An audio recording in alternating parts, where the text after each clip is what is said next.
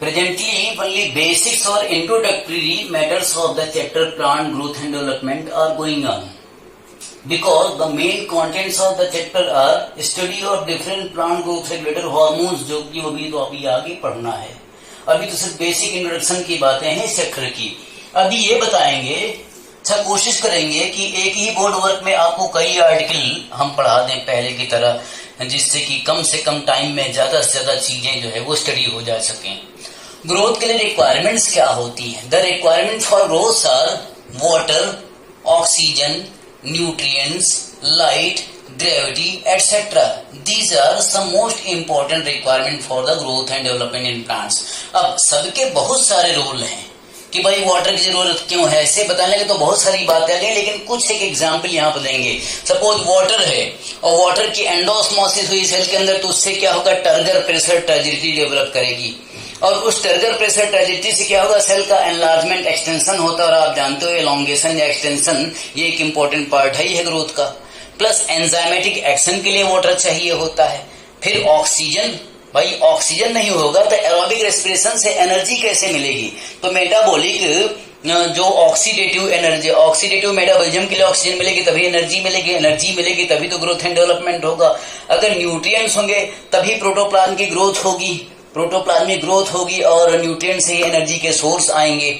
Light आप जानते हो फोटोसिंथेसिस होगी तो उससे जो न्यूट्रिएंट बनेंगे तो वो फिर आगे ग्रोथ एंड डेवलपमेंट में काम आएंगे. ग्रेविटी है, अभी ग्रेविटी के अलोंग रूट का ग्रोथ एंड डेवलपमेंट होता तो हम क्या बोलते हैं कि वो पॉजिटिव जियोट्रोपिज्म है उसमें, मोस्ट ऑफ द रूट्स में. ग्रेविटी के अगेंस्ट ऊपर तरफ जा रहा है मोस्ट ऑफ द प्लांट, हम क्या बोलते हैं, नेगेटिव जियोट्रोपिज्म है. तो ये सारे और इसके अलावा भी बहुत सारी चीजें होती हैं जो ग्रोथ के लिए रिक्वायर्ड होती हैं और सबके बहुत सारे रोल होते हैं, जिसमें कि अभी ये सिर्फ कुछ एग्जाम्पल्स हैं. अब अगली बात ये बता रहे हैं कि what are the main events during growth and development. बहुत सारी घटनाएं जो होती रहती है उनमें क्या क्या चलता रहता है प्लांट के लाइफ स्पैन में, ग्रोथ एंड डेवलपमेंट में. एक बात हमने लिखा क्या, डिफरेंशिएशन, दूसरा डी डिफरेंशिएशन एंड तीसरा रीडिफरेंशिएशन. इस तरह के phenomenas through out the plant life span चलती रहती हैं. अब ये जो बातें हैं प्लांट एनाटॉमी में पहले ही आप पढ़े हुए हो, लेकिन फिर भी एक बार हम यहाँ पर रिमाइंडर लगा देते हैं, रिवाइज करा देते हैं, क्योंकि जो सिंसियर स्टूडेंट्स नहीं हैं वो लगातार रिवीजन नहीं करते रहते हैं, और जो सिंसियर हैं वो रिवाइज किए हुए हैं तो पुरानी बातें जो होती दिमाग में रहती हैं.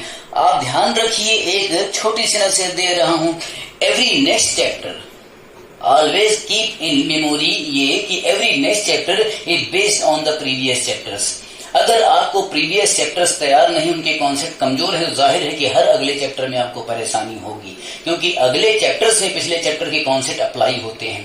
अब जैसे हम बताएं कि डिफरेंशिएशन, इसका क्या मतलब है, मेरिस्टेमेटिक सेल लगातार डिवाइड करती जा रही हैं और उनकी जो डॉटर सेल्स होती हैं उनमें कुछ में डिवीजन की एबिलिटी लॉस्ट हो जाती है, और फिर वो उनमें कुछ ऐसे चेंजेस होते हैं कि वो मैच्योर हो जाती है और कहा जाता है कि अब इनमें डिवीजन की एबिलिटी लॉस्ट हो गई, इनका डिसीजन हो गया कि अब इनको क्या करना है और प्लांट के किस हिस्से में जाना है. तो डेफिनेशन क्या हो गई, losing the ability of division in cells and acquiring their definite and certain structural and functional specialisation which depends upon the location and function of those cells. यानी मेरिस्टेमेटिक सेल्स की जो डॉटर सेल्स हैं वो division करना बंद कर दें और उनमें स्ट्रक्चरल और फंक्शनल जो स्पेशलाइजेशन है वो पूरी हो जाए, चेंजेस हो जाए, और उनका डिसीजन हो जाता है कि प्लांट के किस लोकेशन पे जाएंगी और क्या फंक्शन करेंगे, तो उनको बोलेंगे क्या, परमानेंट टिश्यू बन गए. जैसे मेरिस्टेम की डॉटर सेल कोई पेरेन्काइमा बन गई, कोई कोलेनकाइमा बन गई, कोई स्टूडेंटकाइमा बन गई, इसी को क्या बोलते हैं कि डिफरेंशिएशन हो गया.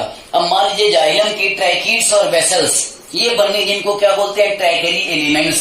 तो इनमें क्या चेंजेस हुए कि इनमें प्रोटोप्लाज्म, न्यूक्लियस, ये सब डेड हो जाता है, लॉस्ट हो जाता है, और इनमें वॉल की थिकनिंग, लिग्नोसेलुलोज, लिग्निन बहुत डिपॉजिट हो जाता है. तो ये क्या हुआ, डिफरेंशिएशन, चेंजेस हुए. तो इसको बोलते हैं डिफरेंशिएशन. अब ये दोबारा जनरली डिवाइड नहीं कर सकते हैं, लेकिन हमने क्या कहा, generally the permanent tissues have lost their divisibility. लेकिन कभी कभी कुछ स्पेशल केसेज में परमानेंट टिश्यूज की सेल्स में भी डिवीजन की एबिलिटी वापस आ सकती है, तो उसी को बोलते हैं क्या, डी differentiation. As per need of the plants some time and some cells या tissues, especially of parenchyma, again retain the ability to divide like meristem. तो फिर से परमानेंट टिश्यू जो ना मेरिस्टेम जैसा बिहेव करने लगते हैं, तो उसको उल्टा बोल दिए क्या, डी डिफरेंशिएशन। जैसे कि जाइलम और फ्लोएम के बीच में या उनसे रिलेटेड मेडुलरी रेस की पेरेन्काइमा होती है, या कंजक्टिव टिश्यू का पेरेन्काइमा होता है। ये क्या है, पेरेन्काइमा है, परमानेंट टिश्यू है, डिफरेंशिएशन से बना होगा। लेकिन एक बार फिर से इनमें डी डिफरेंशिएशन हुआ और वापस ये मेरिस्टेम बन जाता है। कौन सा मेरिस्टेम, कैम्बियम। कैम्बियम क्या होता है, सेकेंडरी मेरिस्टेम। तो इस कैम्बियम को बोलते हैं क्या, इंटरफेसिकुलर कैम्बियम, जो कि जाइलम और फ्लोएम के बीच में न होकर के कहा होता है, बाहर होता है। जाइलम और फ्लोएम के बीच में अगर होता तो उसको इंट्राफेसिकुलर बोलते हैं। तो जाइलम और फ्लोएम के बीच में जो पेरेन्काइमा है कंजक्टिव टिश्यू या मेडुलरी रेस का, वो वापस मेरिस्टेम में कन्वर्ट हो जाता है। तो डी डिफरेंशिएशन हुआ, उससे बन जाता है इंटरफेसिकुलर कैम्बियम। एक एग्जाम्पल ये हुआ। सब प्लांट एनाटॉमी का मामला है, इस चैप्टर में नहीं आता ये, लेकिन फिर भी आप अगर याद नहीं किए हो, भूल गए हो, तो रिवाइज जाए, इसलिए मैं बता रहा हूं। कॉर्टेक्स के मेरिस्टेम में जो पेरेन्काइमा होता है वो भी तो परमानेंट टिश्यू है, और अगर उसमें डी डिफरेंशिएशन हो जाए तो देखो वहां पर एक लेयर बन जाती है सर्किल में। सेकेंडरी ग्रोथ इन प्लांट्स वहां पर पढ़ाया जाता है कि वहां पर कॉर्टेक्स में दोबारा एक जो है ना 2 लेयर का सेल बन जाता है, जिसको बोलते हैं क्या, कॉर कैम्बियम। तो फिर से बताएं कि कॉर्टेक्स के टिश्यू के पेरेन्काइमा का डी डिफरेंशिएट होकर के कॉर कैम्बियम बनाना या फेलोजेन बनाना, ये भी क्या है, डी डिफरेंशिएशन है। क्योंकि उसकी कॉर्टेक्स की टिश्यू तो परमानेंट थी ना, पेरेन्काइमा थी, उसमें फिर वापस मेरिस्टेम जैसा नेचर आ गया, तो ये डी डिफरेंशिएशन हुआ। ये चलता रहता है। अब अगर ये मेरिस्टेम बन गए फिर से, तो मेरिस्टेम की टेंडेंसी होती है डिवाइड करना, और ये डिवाइड करेंगी और इनमें से सेल्स फिर से कुछ वापस परमानेंट बन जाएंगी, और फिर से एक बार पहले जैसा मेरिस्टेम से डॉटर सेल बन के परमानेंट टिश्यू बनेंगी। तो अब इसको बोलता है क्या, कि रीडिफरेंशिएशन हो गया। जैसे इंटरफेसिकुलर कैम्बियम जो बना है, इससे जाइलम और फ्लोएम के नई रिंग्स बनेंगी, तो क्या बोलेंगे, सेकेंडरी जाइलम बन गया, सेकेंडरी फ्लोएम बन गया। ये क्या हुआ, रीडिफरेंशिएशन हुआ। तो ऐसे इंटरफेसिकुलर जो कैम्बियम है इस मेरिस्टेम के रीडिफरेंशिएशन से बना। फिर क्या, फेलोजेन जो था अभी हमने बताया, जो कॉर कैम्बियम कॉर्टेक्स के पेरेन्काइमा के रीडिफरेंशिएशन से बना हुआ था, उसके मेरिस्टेम से क्या बनेगा, फेलम बनेगा और फेलोडर्म बनेगा। सब प्लांट एनाटॉमी में पढ़ते हैं, यानी कॉर्क बन जाएगा और सेकेंडरी कॉर्टेक्स बन जाएगा। ये इसका रीडिफरेंशिएशन हुआ। तो डिफरेंशिएशन, डी डिफरेंशिएशन एंड रीडिफरेंशिएशन, ये इवेंट्स चलती रहती हैं। अब एक आर्टिकल ये बताएंगे कि कुछ प्लांट्स में प्लास्टिसिटी देखने को मिलता है। अब चूंकि ये वीडियो हम YouTube पे अपलोड कर रहे हैं, जिसको कि आप जितनी बार चाहो रिवाइज करके देख सकते हो, इसीलिए हम फास्ट पढ़ा रहे हैं ताकि वीडियो छोटा हो तो अपलोड करने में हमें ज्यादा दिक्कत ना आए, जल्दी अपलोड हो जाए। तो आप बार बार रिवाइज करके इसको देखते रहो, समझते रहो। प्लस एक बात ध्यान रखिए कि ये वीडियो लेक्चर ऑनलाइन क्लास है, जहां तक मैं मानता हूं, जरूरी नहीं कि आप इससे एग्री हो, ये कभी भी वास्तविक क्लासेस की बराबरी नहीं कर सकती है। अगर आपको लगता है कुछ परेशानी हो रही है तो कोई बात नहीं, आप बार बार वीडियो को देखिए और अपनी टेक्स्ट बुक का भी सहारा लीजिए। लेकिन ये एक बड़ा सहारा है इस विषम परिस्थितियों में, जबकि पूरा विश्व और देश लगभग जो है ना लॉकडाउन में चल रहा है। इससे आपको सहारा जरूर मिलेगा, ये मेरा आपसे वादा है। प्लास्टिसिटी, इसका क्या मतलब है? प्लास्टिसिटी ये प्लांट्स में एक फिनोमेना होती है जहां पर कई प्लांट की डिफरेंट स्टेजेस ऑफ लाइफ या डिफरेंट एनवायरमेंटल कंडीशन में उनके अलग अलग रूप दिखाई पड़ते हैं। मैं फिर से एक बार बताऊंगा कि प्लांट की अलग अलग लाइफ स्टेज पे, जैसे बचपन की अवस्था है, एडल्ट मैच्योर अवस्था है, इन दोनों अवस्थाओं में उसके ऑर्गन्स के रूप और बनावट अलग अलग दिखाई पड़े, तो इसको क्या कहेंगे, प्लास्टिसिटी है। यह अलग अलग एनवायरमेंट, वातावरण की अलग अलग कंडीशन में प्लांट का रूप बदल जाता है, जिसको बोलते हैं प्लास्टिसिटी। अब तीसरी बार बताऊंगा कि प्लास्टिसिटी का क्या मतलब है। किसी प्लांट की स्ट्रक्चर और फॉर्म का अलग अलग हो जाना, किसके रिस्पॉन्स में, अलग अलग लाइफ स्टेज पे और अलग अलग एनवायरमेंटल कंडीशंस के रिस्पॉन्स में। 3 बार मैंने एक ही डेफिनेशन को बताया, फिर भी नहीं समझ में आता तो आप इस बात को बार बार रिपीट करके 3 का 9 बार सुनो, क्या फर्क पड़ता है मुझे। फिर इसके एग्जाम्पल देखिए। एग्जाम्पल क्या, हेटेरोफिली। हेटेरो का मतलब क्या, डिफरेंट, और फिली का मतलब लीव्स। तो different types of leaves, leaves के डिफरेंट टाइप्स होना, डिफरेंट फॉर्म होना, ये क्या है, प्लास्टिसिटी है। जैसे एग्जाम्पल हुआ कॉटन, कोरिएंडर या लार्सपर, ये कुछ ऐसे प्लांट्स हैं जिनकी लीव्स के अलग अलग स्ट्रक्चर और फॉर्म्स होते हैं। कब, अलग अलग लाइफ स्टेजेस पे। इनकी जुवेनाइल यानी बचपन की अवस्था होती है तो वहां पर अलग इनकी लीफ होती है, और जब ये एडल्ट हो जाती है तो इनका लीफ का जो मॉर्फोलॉजी है वो बदल जाता है। तो देखिए लाइफ की अलग अलग स्टेज पे इनके प्लांट की लीफ डिफरेंट टाइप हुआ। तो hetero means different and phylly means leaves. तो different types of leaves in juvenile stage of life and adult stage of life are seen in cotton, coriander and larkspur type of plants.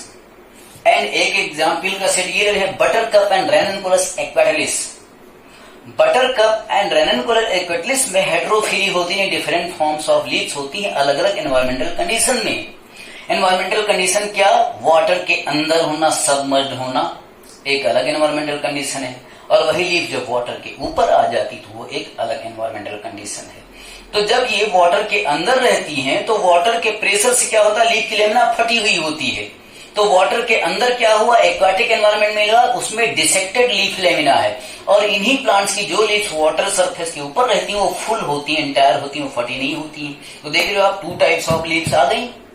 हेटेरोफिली, water के अंदर dissected और water के वो full lamina. ये क्या हुआ, plasticity हुआ डिफरेंट एनवायरमेंटल कंडीशन में। ठीक, अब अगला आर्टिकल एक और बताएंगे कि किसी एक प्लांट में जो डेवलपमेंटल प्रोसेसेस होते हैं वो किस सीक्वेंस में होते हैं। Sequence of developmental process in a plant cell, कि इसमें कौन कौन से सीक्वेंसिंग होते हैं, डेवलपमेंटल प्रोसेस होते हैं किसी एक प्लांट सेल में। सबसे पहले मेरिस्टेमेटिक सेल है, चाहे वो रूट एपेक्स की हो, शूट एपेक्स की हो, इंटरकली हो, कोई भी मेरिस्टेम हो।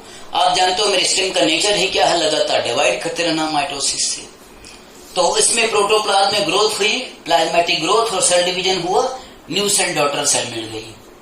तो अब ये मेरिस्टेमेटिक सेल में सेल डिवीजन से न्यू सेल बनती हैं, और न्यू सेल्स फिर वापस अगर डिवाइड ही करती रहे तो मेरिस्टेम की सेल का नंबर और बढ़ जाता है।